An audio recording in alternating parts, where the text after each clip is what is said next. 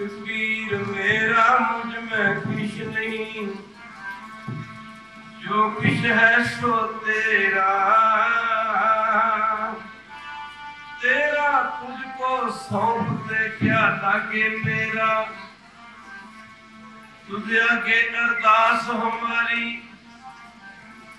जियो पिंड सब तेरा। कहो नानक सब तेरी बढ़ियाई, कहो नानक सब तेरी बढ़ियाई, तेरी बढ़ियाई कोई ना नजारे मेरा। मैं नहीं पब सब चीज तेरा ही कहने जबू कहता जब केल कर मित स्वामी मेरा।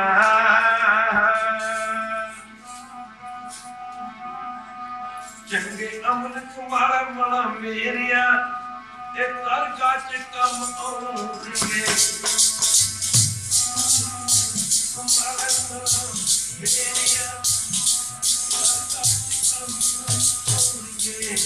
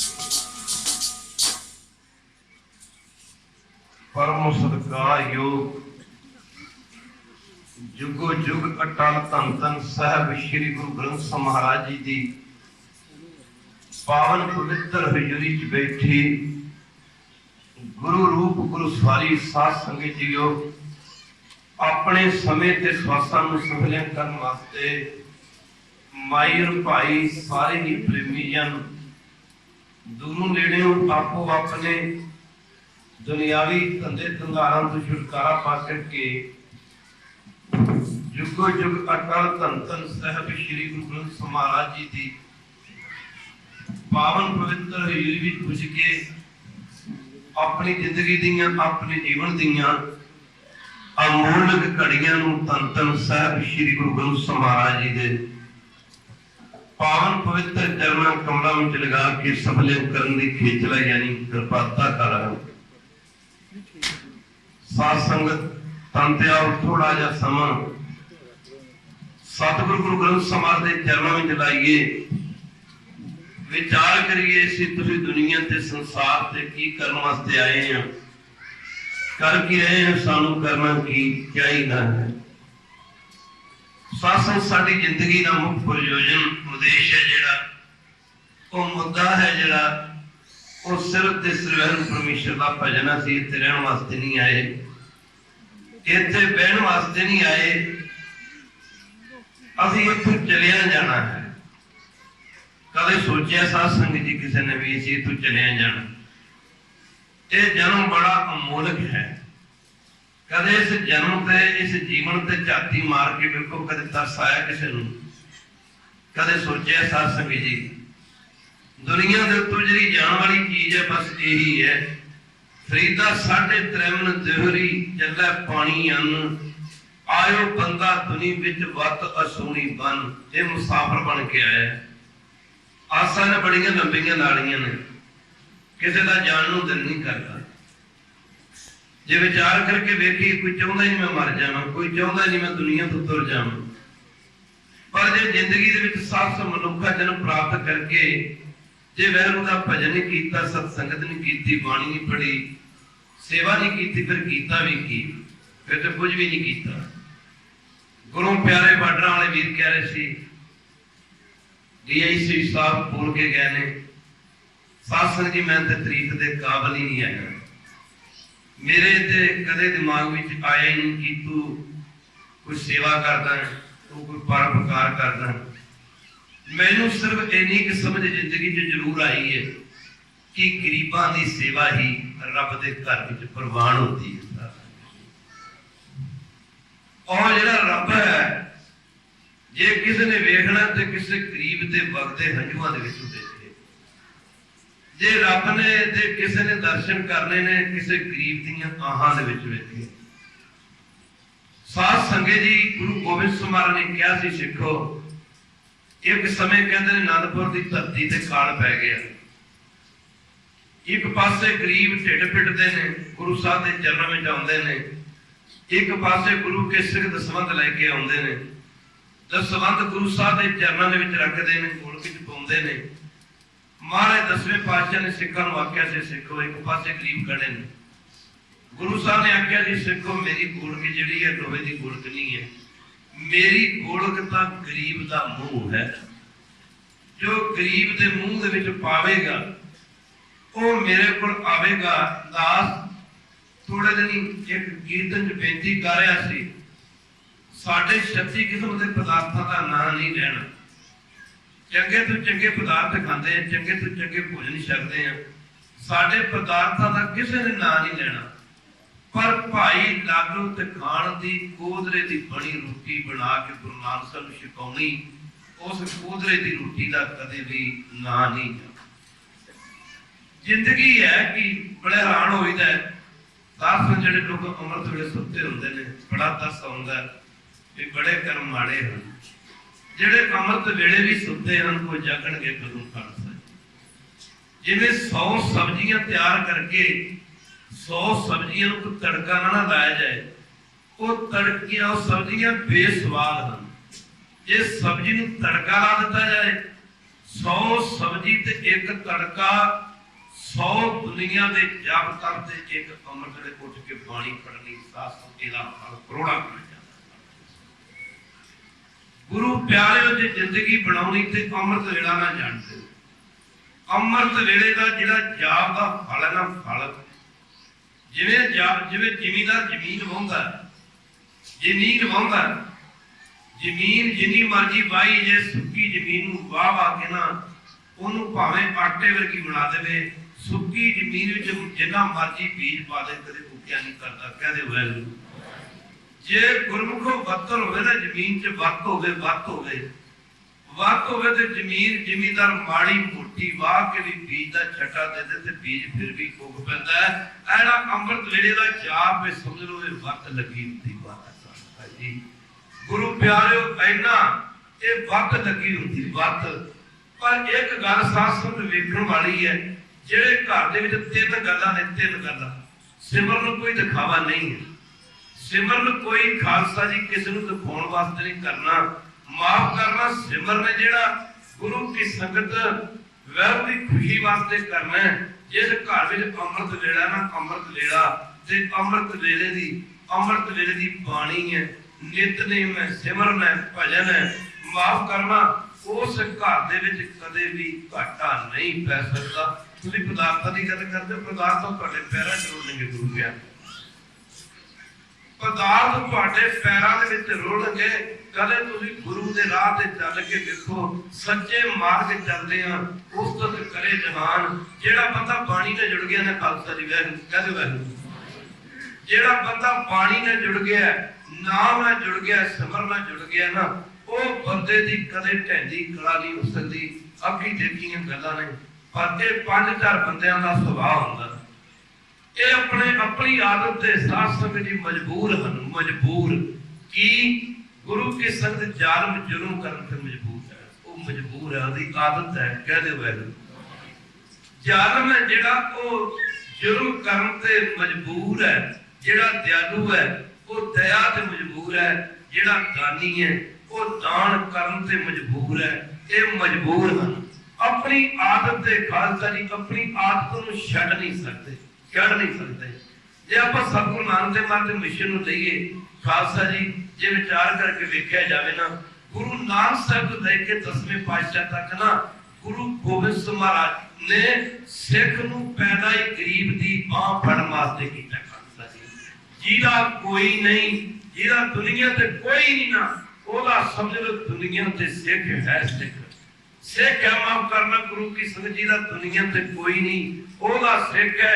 हर सिख जे आपां गुरु नानक देव मिशन नूं ते चलन लग पईआं ना, साध संगत जी प्रचार की करना, सी कथनी दी सिक्खी कई जाने सारे सेवा करया करो, सिमरन करया करो, माफ करना। गुरु प्यारिओ ये कहण नाल गल नहीं बननी, गल तक करनी ते निबड़नी करनी ते असीं भी खेती करते हैं, विसार नहीं करते। क्या दे वाहिगुरू, क्या दे वाहिगुरू। सिख ने गुरु की चाली ते चलना। अज असीं गुरु की चाली नूं छड्ड बैठे हैं। बाबे नानक ने 18-20 साल जिंदगी दे करतारपुर की धरती ते हथी हल वाह के ना, पहला जब तक सिख धर्म की किरत नहीं ना करता, एदा उदों तक सास मन भजन च टिक नहीं सकता। कदे एदा मन कदे भी भजन च नहीं टिक सकता। माफ करना गुरु की संगत, पर जेड़ा पराया हक खाता है, कदे माफ करना, कदे विचार करके देखिए, गुरु की संगत कदे मांस ना खाओ, इतने गां खाई जाते हैं। ਆਪਾਂ ਨੇ ਕਹਿੰਦੇ ਮਾंस खाना पाप है, पर खाण वाले ते गां भी खाई जाते ने। महाराज ने हक पाया नानक उस सूर उस गाए, और पीर भी हम ता भरे जान अंगार ना खाए। जिहड़ा पराया हक खाना, माफ करना सिख वास्ते या हिंदू भरा वास्ते, जिहड़ा पराया हक खाना, जो जी गां खा ली ओहदा पराया हक खा लिया। मुसलमान वास्ते जो दा पराया खा लिया, ओहदा सूर दा माफ खा लिया। जदों गुरु की संगत कोई पराया हक खाऊगा ही नहीं, वो चोरी केड़ा करूंगा। कहते आप रोज कहते कि राज करेगा खालसा, खालसा क्यों ना होगा। एक बारी कह दो वाहिगुरू, वो सिख क्यों ना होएगा। माफ करना गुरु की संगत आप कहते राज करेगा खालसा, आकी रहन कोए, वो सिख क्यों ना होएगा।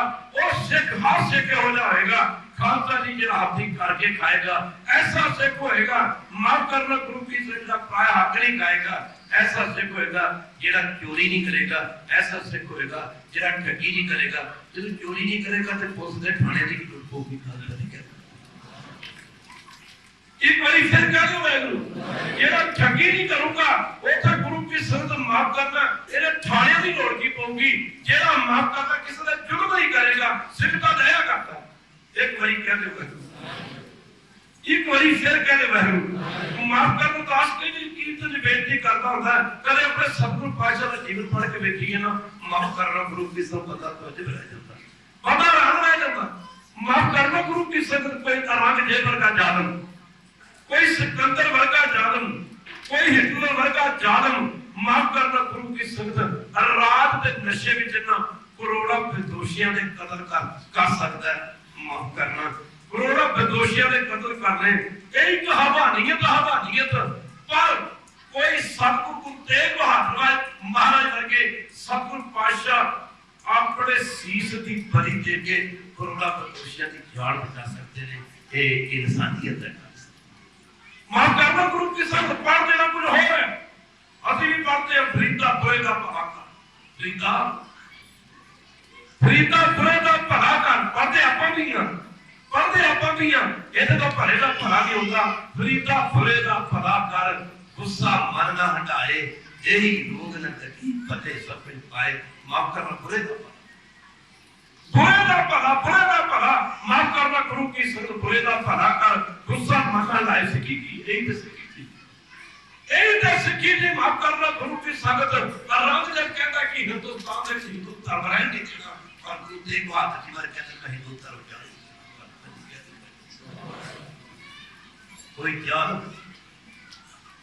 जालिम करोड़ों बेदोशियों के कत्ल कर सकता, करोड़ों बेदोशियों के कत्ल कर सकता, और करोड़ों मिलके एक मुर्दे दे विच जान नहीं पा सकते। खालसा जी एक मुर्दे दे विच जान नहीं पा सकते।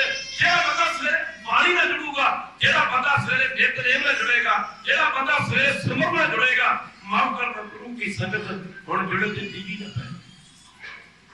माफ करो आज घरां दे विच किथे रह गए सारे घर को सिखां दे घर, साडे घरां दे विच रह रात दे टाइम ते टीवी चल रहे ने। खालसा जी कोई भागा वाला परिवार है जिथे बैठा एक रह रात दा पाठ करे ते बाकी सुन रहे कह दे भाई। माफ करना गुरु की संगत। अमृत वेला साडा किथे गुजरदा है, अमृत वेला ते सारे सुते पे हैं। माफ करना गुरु की संगत। ना अमृत वेला साडे को रहा, ना रहना साडे को रही का समा साडे को रहा, ना नेत्रनेम का समा साडे को रहा, ना सेवा का समा साडे को रहा। अभी बेबी कही जाने अभी सिख खालसा जी कहते भाई एक बार फिर करो कृपा कहते भाई। ये सिख बनने ते गुरुदेव गुरु रामदास जी ने कृपा कर देने। वो सतगुरु का जो सिख खाए सो भर के उठ नाम से आवे, उतम करे भर के प्रभाती इशनान करे अमृत सार नावे। खालसा जी भागम वालियो रब दीयां दातां वड्डियां जांदियां ने, बख्शिशां वड्डियां जांदियां ने। कदों वड्डियां जांदियां ने? फरीदा रात कठूरी वड्डी, माफ करना रात कठूरी वड्डी है। सुत्तियां मेरे न भाओ, जिन्हां नैन निंदराव दे तिन्हां मिलन पुगाओ। माफ करना जेड़े जागदे ने दातां उन्हां ने लैणियां ने, जेड़े सुत्ते ने उन्हां ने लेना भी की है। खालसा जी उन्होंने की लेना गुरमुखो ये जन्म नहीं मिल सकता। माफ करना गुरु की संगत का खास कीर्तन परसों बेनती कर रहा थी। माफ करना करोड़ों रुपए तुम जिंदगी कमा सकते हो, करोड़ों रुपए दे करोड़ा बिजनेस शुरू कर सकते हो, महल बना सकते हो, सोने के महल बना सकते हो। माफ करना खालसा दी चंगी तो चंगी जिंदगी पैसे दे नाल चार दी जिंदगी जी सकते हो, पर दुनिया दे सारी दुनिया दे पैसे इकट्ठे कर दिते जाण। जे तुसीं कहो कि सारी दुनिया दे पैसे होण ਤੁਹਾਨੂੰ ਮੁਕਤੀ ਮਿਲ ਜਾਏ ਤੇ ਨਹੀਂ ਸਹੀ ਆਕਮ ਵਾਲਿਓ ਜ਼ਿੰਦਗੀ ਇੱਕ ਸੂਝ ਹੈ, ਜ਼ਿੰਦਗੀ ਇੱਕ ਬੂਝ ਹੈ। ਮਾਫ ਕਰਨਾ ਗੁਰੂ ਕੀ ਸੰਗਤ। ਅੱਜ ਉਹਨਾਂ ਨੂੰ ਯਾਦ ਕਰਦੇ ਹਾਂ, ਕਿਹਨੂੰ ਯਾਦ ਕਰਦੇ ਅੱਜ ਉਹਨਾਂ ਨੂੰ ਯਾਦ ਕਰਦੇ ਹਾਂ। ਮਾਫ ਕਰਨਾ ਗੁਰੂ ਕੀ ਸੰਗਤ। ਦਾਸ ਕਈ ਵਾਰੀ ਕਹਿੰਦਾ ਕਿ ਸਾਡੇ ਬਸਦੇ ਘਰਾਂ ਦਾ ਕਿਸੇ ਨੇ ਨਾ ਨਹੀਂ, ਕਿਸੇ ਦਾ ਘਰ ਉਜੜ ਜਾਏ ਲੋਕੀ ਕਹਿੰਦੇ ਨੇ ਫਲਾਣੇ ਬੰਦੇ ਦਾ ਘਰ ਉਜੜ ਗਿਆ।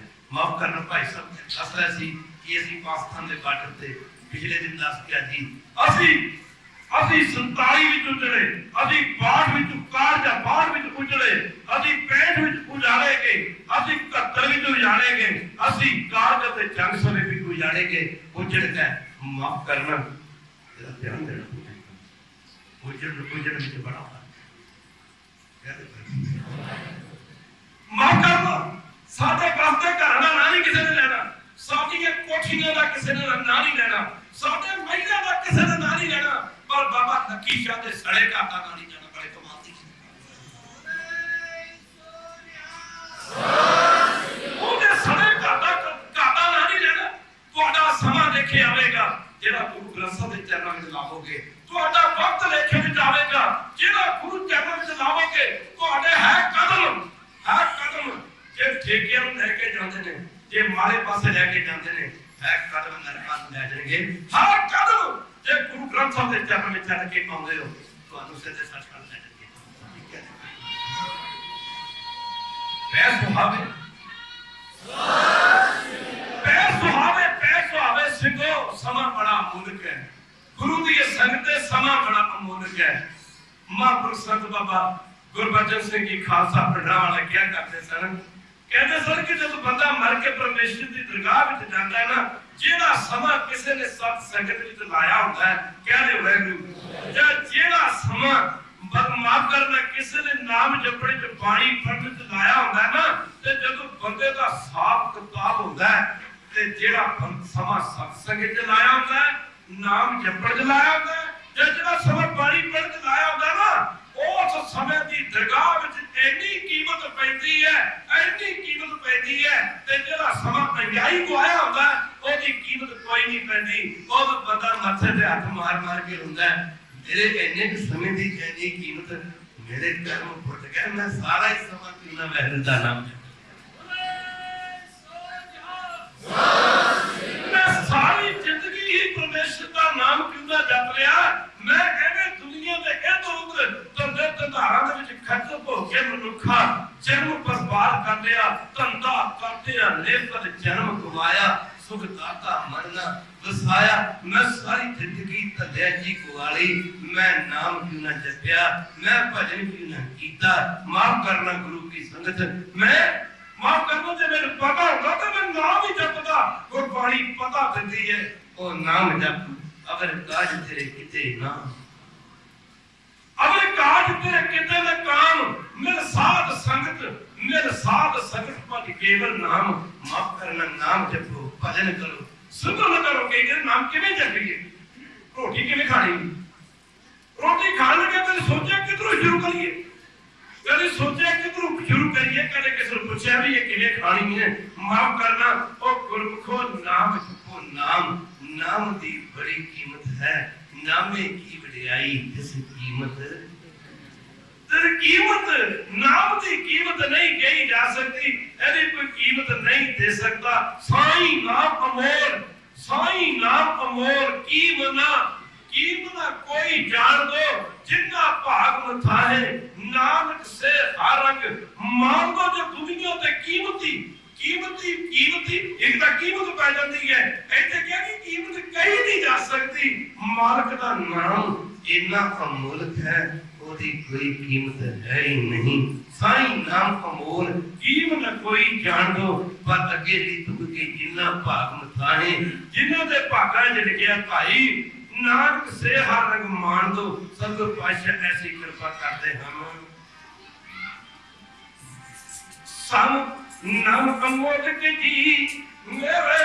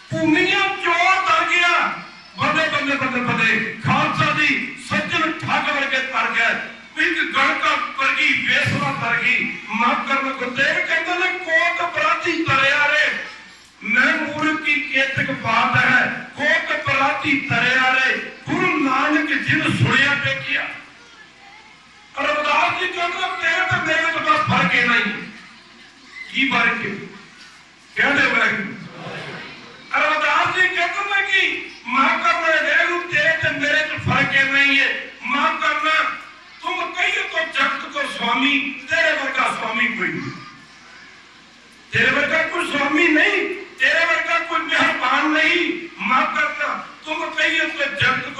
स्वामी, पर मेरे वर्गा कामी क्रोधी कोई दुराचारी बंदा नहीं था। तुम कहिए तो जगत को स्वामी, हम कहिए तो काल जुग के कामी। महाराज मेरे ते तेरे विच इन्ना ही फर्क है, माफ कर दो, तेरे वर्गा स्वामी कोई नहीं ते मेरे वर्गा कोई दुराचारी कामी क्रोधी बंदा कोई नहीं। पर हजूर फरमाते ने गुरु की संगत जे बाणी के नेड़े होके देखिए, जे बाणी पढ़ के देखिए, जे सिमरन करके देखिए, भागा मायो गुरु की संगत आपा दा जे पदार्थां दा आनंद वेखिया ना, किसी ने जमीनों का आनंद देख लिया होना, किसी ने कोई चार कोई सरकारी नौकरी करके आनंद देख लिया होना, किसी ने कुर्सी का आनंद देख लिया होना। एक ऐसा आनंद भी है खालसा जी जेड़ा नाम जप के प्राप्त होता है, जरा सारे पढ़े हो जाए खालसा जी आप जी के दर्शन ही करने ने। गुरु प्यारे कई गल बार्डर वाले वीरो, मैं तो चाहूंगा मेरी सारी जिंदगी तुम्हारी सेवा की लगी जो मैं देखी, जो मैं देखी है, ये तो मेरा फर्ज बनता है। गुरु बहाना बना देता है खालसा जी, माफ कर दे जो कोई सेवा देनी है तो बंदा भी हाथियों के मथे पड़ सकते सुन कह दोगे, ये तो गुरु की कृपा काम करी, गुरु की कृपा गुप्त काम करती, गुरु प्रसाद की गुप्त को वरता है, ये तो गुरु की कृपा ना। गुरु की कृपा बदल बदल बदल, गुरु की कृपा सिख हस के पट पट कटाते रहे, माड़ी जी चोट लग जाए तो बंदा आया आएगा कहते गोबर तो गुरु की कृपा है। जिदास एक दिन बोल रहा थे कीर्तन च, जिवें किसी के घरे बच्चा जन्म लवे ना तो दुनिया ते लोकी बधाइयां देन जाते हैं, भरावा तेन बधाई होवे भाई तेरे घरे बच्चे ने जन्म लिया, किसी के लड़के की शादी होवे माफ करना लोकी बधाइयां देते हैं, माफ करना किसी के घरे पोता जन्म ले ले, किसी का बच्चा चंगा पढ़ ले के कोई अफसर बन जाए बधाइयां देते हैं। पुरातन सिखा का जीवन पढ़िए ना, इतिहास दसदा कि जदों किसी का बच्चा ना धर्म के लेखे लग के जूझ जाता सी ना, दुनिया के लोग बधाइयां देते सन, भरा बड़ा भागा होए तेरा तेरा पुत गुरु के लेखे लग गया।